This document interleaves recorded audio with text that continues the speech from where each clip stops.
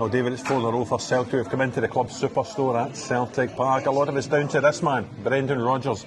Another title, a second in his second coming as Celtic manager. A new chapter for his autobiography almost. But how does this Celtic title-winning team of Brendan's compare to his first title-winning team? Well, it would be a good game between the two of them. Yeah, look, his first team has strengths that this team doesn't have and vice versa. I think Celtic, both times under Brendan, have been very, very strong. You look at guys from his first spell, you know, a flying Scott Sinclair, Tom Rogic, they would obviously go and contribute in this team. Yeah.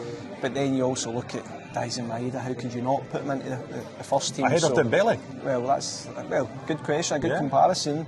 Mr Dembele, that's what I'm saying. You know, you think of Patrick Roberts, but then you look at Nicholas Kuhn when he was in great form this week.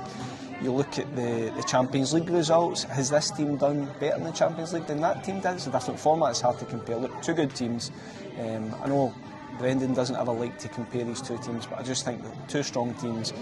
And I think if you ask me how this compares to last season's team, I think they're far stronger. You're obviously losing Matt O'Reilly, but I still think Celtic at times last season stuttered. They were a bit, you know, at times didn't really convince until that final stretch of the season when they kind of moved away from Rangers. This season it's been far more consistent. I think Celtic have been far more dominant and they're more in tune with what Brendan Rodgers wants. He's definitely won over the supporters. I remember him coming back 2 summers ago when Ange Postecoglou left to go to Tottenham. There were doubters just after the manner of his departure to Leicester City those years ago.